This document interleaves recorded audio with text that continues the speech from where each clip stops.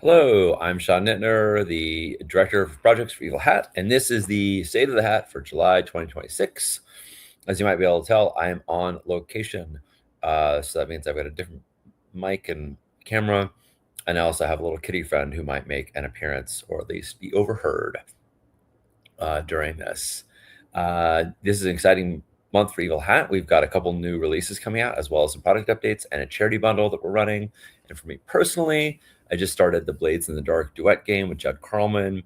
It's set with a Khan who went into Ironhook in the times of Blades in the Dark and came out during Deep Cuts. And so we're seeing all the ways in which the world has changed, and we're also implementing the system mechanics. It's been really fun to tinker with those with Judd and see how they all work together. We're sort of laying them on one at a bit, so we're not just sort of doing it all at once. As we approach a mechanic, I'm like, "Hey, Judd, what do you think about this?" And we've been trying them out, and that's been it's been really fun. We also finished a Masks of Nothotep campaign. It was 27 sessions, but they were 9-hour sessions. So I mean, that's like 50 plus in real world sessions. It was a pretty amazing campaign. Sam Tillis is a professional GM. He ran it. He was just incredible.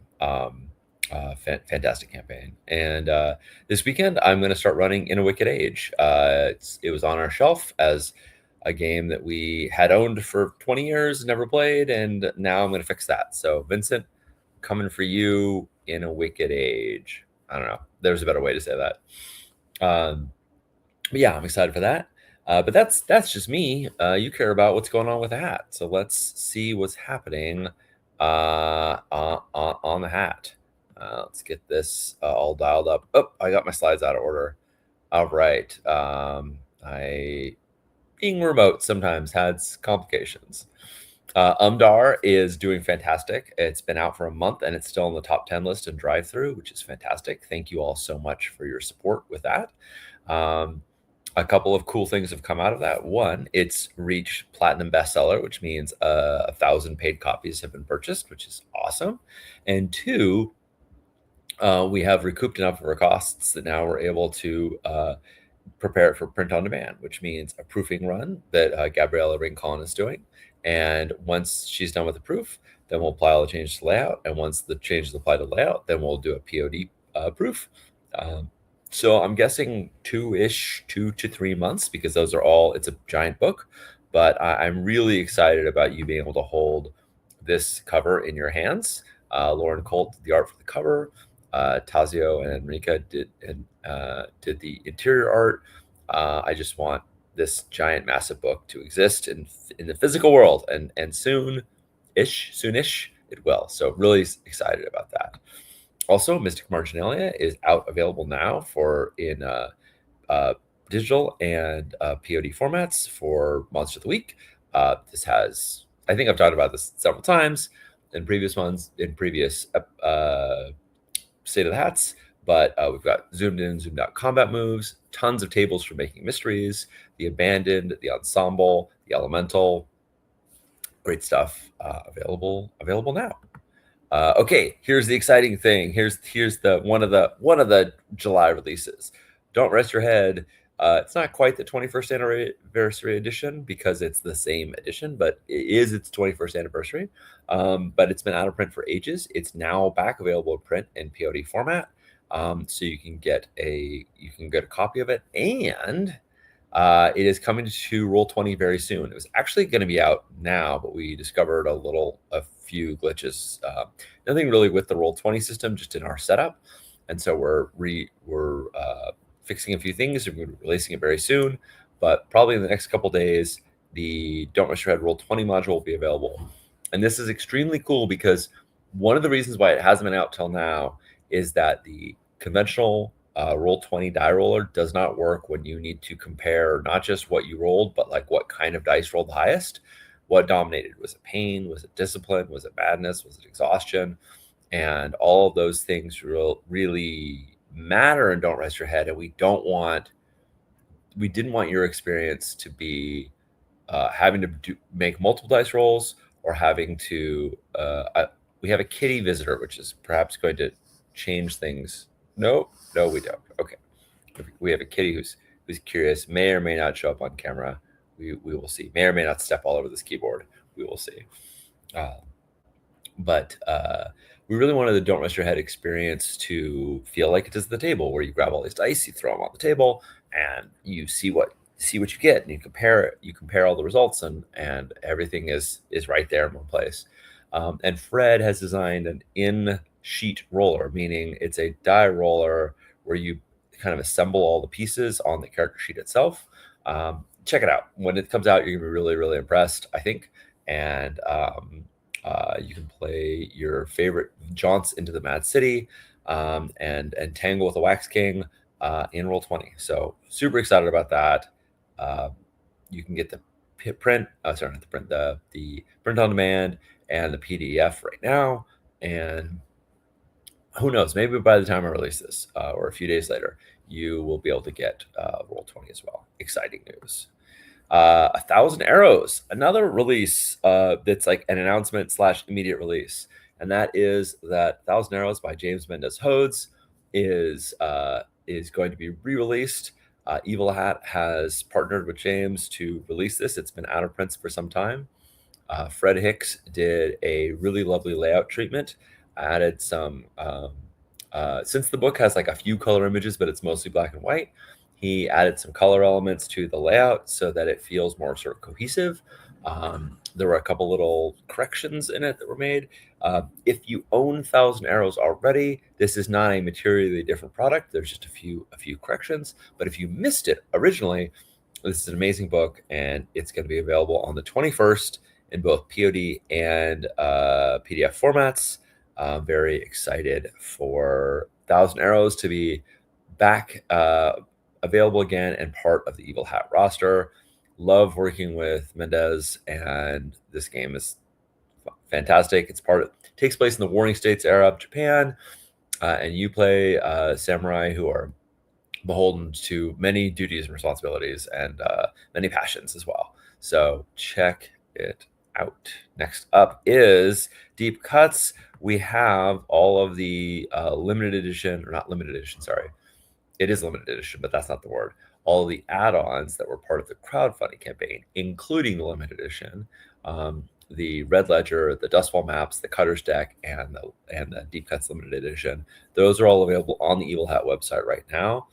As always, whenever we make these, we do one print run for the crowdfunding campaign, and any that are not sold in the crowdfunding campaign, we then make available through the web store until they run out. So supplies are limited on those. Check them out. In particular, I would say those maps are fantastic, and I always have a soft spot for the Red Ledger. All right. Blade 68 is coming very soon. Soon. The books are printed. They are arriving at the warehouse, I think today. Then they will have to unbox them. They've already received everything else. The books are the last to come. They're going to be unboxing them, and then they've got to get them in inventory. We've already sent over everybody's orders because we closed out, we charged cards and did all that. So mid to late July is when shipping will probably start, and it will go through August because there's a lot of boxes. But I can show you off some physical proofs. So that is the book and the special edition. Look how chunky that is. Look at what a big boy that is. Look at that spine. It's a giant book. So much goodness. Oh, I want to hold it so bad. Here's the map and the faction deck and the trouble deck and the score pad.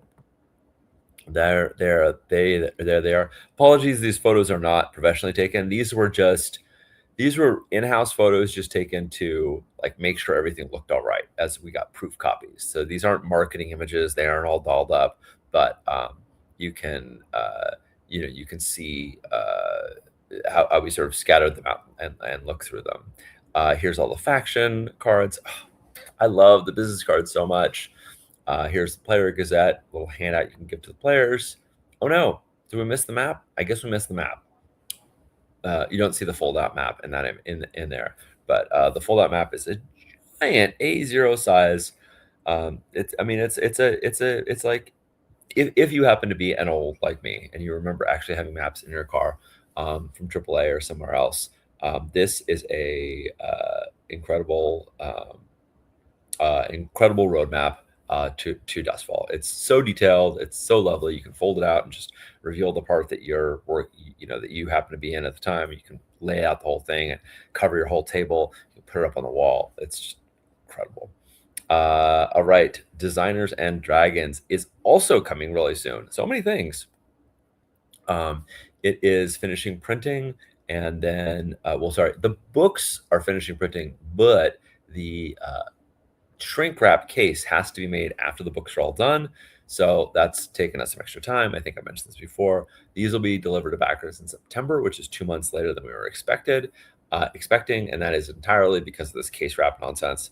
Not nonsense, but because of the case wrap additional time. We always assume that manufacturing can be done simultaneously. We printed the trouble decks for Blade 68, the trouble decks and the faction decks and the score pads and the map. All those went simultaneous. With a case wrap, you have to print all the books, have the books done, and so they can get an exact measurement to do the case so that it'll fit just perfectly. We thought, oh, they'll be able to estimate it, but no, they really want to get it precise. So that's going to be out in a little bit, but it's going to be, when it's in your hands, it's going to be absolutely amazing. We have a sell sheet ready. We're sending that out to distributors and retailers so that if you didn't get it during the crowdfunding campaign, hopefully it'll be in your friendly local gaming store soon. Here's a couple proofs. So this is, if you look at it, this is not all 4 books, but book 4 is the exact same page count as book 1. So they were able to use book 1, 2, and 3 to estimate the actual size. So this is the books inside a generic slipcase that is sized for it, and then now they're making the wrapper to go around that. There are the books themselves, and here's some interiors. Just looks gorgeous. I cannot wait to hold these books. Okay. Next up, Rangers of the Broken World, Age of Hope and Song. We are commissioning art right now. Lucius Searswood and Trivia Fox are going to be art directing this. Jen Martin just finished up the proofread. Karen Twelves who is the editor, is going to review all the proofs and then apply them. Chris Viana is going to get them into layout. This will be crowdfunding October 12th, I think. Don't hold me to that, but that's the plan. And in your hands early 2027. I am very excited about Leon's work and getting to share it with all of you. Here's some lovely layout work from Chris Viana showing the mechanics and giving this beautiful iconography to make it all really, really clear. And there's the Beckoning Infiltrator. One of the pieces of art, as you can see, we're missing quite a bit of art right now. We're going to be commissioning that. But one of the gorgeous pieces from Lauren. And if you want to see the layout process, Chris Viana has a series on the Evil Hat YouTube channel where she shows doing the layout for it, which is fantastic. Rocket Club is out of playtest and in post playtest development now. M has said that the playtest feedback was very positive. The areas that needed some help were character creation and a little bit of world building stuff, and there's a few procedural elements that they're cleaning up. But overall, there wasn't any major "it doesn't work" issues. So I'm excited for M to keep designing and developing based on their feedback. Thank you to everyone who was part of the playtest. It's incredible to get your feedback. We really, really value it. We really, really cherish hearing from you what is working, what is not. And playtesters were very generous in this. Lots of streamed games. Rocket Club is a really, really fun game about teens coming of age, learning about all their emotions, building and playing with rockets, and fighting aliens. I mean, what else? What else could you ask for? Chunjang Tales of the Immortal Godship is out of its second closed playtest. Is that what we called it? It's out of that playtest, and we got great feedback from folks, mostly along the basic moves, which we had revamped for this playtest. We revamped them to work with the boon and curse currency. We wanted boons and curses to be a really important part of the game, and to be something that are being used regularly and going back and forth.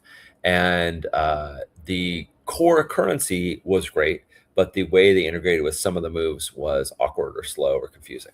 So we've cleaned up a lot of the moves, generally streamlining options, generally paring things down, generally uh, making things more obvious and more clear. That is the approach. In there are one or two cases where we decided we needed to add in something, but for the most part, we are really just really streamlining it, and so I'm very excited about that. I'm almost unsure if we're going to need another playtest. The plan was, because this closed playtest didn't have a lot of playtesters in it, I thought we wouldn't get enough feedback and that we would need a second open playtest so that we would have adequate reviews of it. But the internal playtest group, the closed playtest group, really played a lot of it. So it was deep rather than broad, and that deep was actually kind of what we need. So we'll see. We're gonna do more internal checks and whatnot. We'll see. So I don't want to really say what the development path of this is yet, because I need to talk to the creators. But I think that it is fair to say that if we do another open play test, it's very much going to benefit from the feedback that we've gotten so far. All right. Project Perseus is churning along. I'm working with Strash and John LL on a regular basis to review the text. The text is written, with the exception of a couple of the cities. Those still need to be filled out. But all the core rules, the agents, the handlers, the directors, the departments, the threats, those are all built out. And we're now going through and checking all that stuff, giving another pass, as well as finishing up the cities. So it's still got a ways to go. There's still a fair amount of design work to do, but I'm very pleased with how everything's coming along so far. Godkiller, a holy punk RPG for one player, the Godkiller, and one GM, the God, is in development now. Connie is wrapping up the Chaos series on Transplanar, and so that is taking a lot of their time, and she's doing just an absolute killer job. So if you want to check Connie out, he's got just a fantastic channel. It's great stuff. But when Chaos wraps up, Connie's diving back into Godkiller, and going to keep working on the slew rules, which is the multiplayer version, and the solo rules. So very excited for that to keep in development. Dagger Isles, the Blades in the Dark supplement set in the Dagger Isles. John and Pam and I have been. Oh man, I had to ask the question: do God beasts dream? And when they do, what do they dream of? And that has created. Talking about that, we've realized the source of remnants, these powerful artifacts on the Dagger Isles, and the value that the Dagger Isles has to the Imperium, and the ways in which they've overstepped, and the ways that they've made themselves vulnerable. And you're going to play at a time when things are very bad in the Dagger Isles, but also that same desperation that the Imperium has to solidify their power and to shore up the shortages of electroplasm are going to give the Daggerites the opportunity to strike back, and it's going to be glorious. More on this. It's going to continue to be development, but I cannot wait to share it with everybody. A Monstrous Undertaking by Violet Ash is in a revision process right now. Ash, Vi, and I have been going through playbook by playbook and just really reviewing all the. There's a lot of the review that's looked like me saying, "Hey, Vi, you've run this game a zillion times. How has this worked in play?" And they've said, "Oh, it's worked great. Yeah, I know people always do this thing." And I'm like, "Awesome." Or it's like, nobody ever picks this option or uses this move, or when we do it, it kind of runs us into trouble. And I'm like, fantastic. Let's cut that thing out. Let's revise it. Let's do something else with it. And Yeah, I'm really, really happy to have so much experience of play go into this revision cycle because there's so many things on the paper you just don't know. You just never know. Do they work or don't they? And through play, you find out. And that's why I love doing what we do, is that we get to design and play and design and play and iterate. And it's all part of this very virtuous circle. Streets of Jade, similarly, Mendez and I just hit, I don't know, the 7th, 8th, 9th version of the dueling system. And this is it, we think. We'll see. We're going to do another play test. We've been meeting and doing duels between the two of us where we like propose a mechanic and then, or propose to change the mechanics and then do the duel. And then we look at it and we go, that felt like there was tension here, but not there. This part was exciting. That part felt clunky. And then once we have something that we really like, then we bring it to Mary Rose Valentine, who is one of Mendez's conspirators in creating amazing games, and has just a brilliant understanding of both the setting and the goals of the game. And so she will go through it and just give us a very sober evaluation of it. Last time it was, yep, this one's going back to the scrap pile, more development. So I'm excited to see what she does with the current rule set, the current ideas that we have. As Sun Forever Sets continues to develop, no particular news there. The Ray Nedjadi Recovery Bundle is a project that I kicked off with Evil Hat because Ray, who is a treasured creator, he's worked with us to create Apocalypse Keys, which we're very proud of, but he's made so many other games, including Once More in the Void and Arhant and Balak Bion, and just a plethora of others. Twilight Throne and the Houses of. Oh my goodness, I'm forgetting. I feel terrible. It's going to come back to me, and I'm going to be very embarrassed. I'm already embarrassed. Anyway, Ray is the creator of so many wonderful games, but I think more importantly than that, Ray has worked with so many creators in RPGC, in the Gauntlet, in indie gaming spaces, and he's just helped so many people actualize their desires, their games, either through playtesting or co-collaboration or other or system design consultation.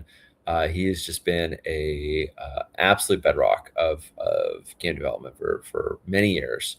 And in April, he was admitted to the hospital for respiratory issues, as well as upper respiratory issues, as well as many other things. And the word septic was bandied around, and that is a scary, scary word. That is a word that doesn't necessarily always, people don't always pull it through.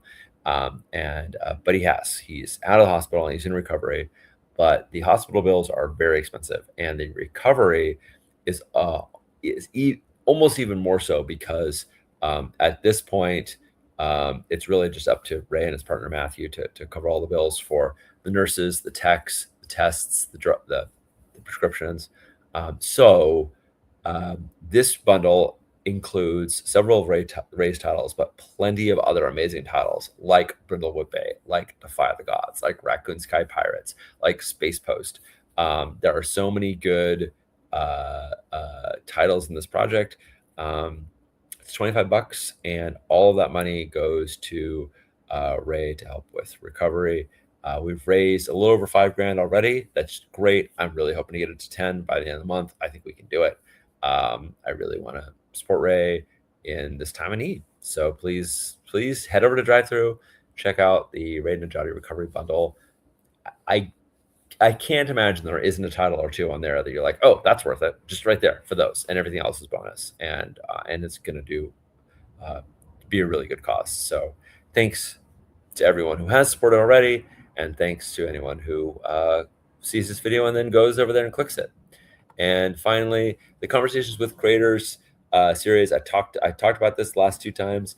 I have now recorded about 5 episodes. We've edited them. I need to create the intro that links to them.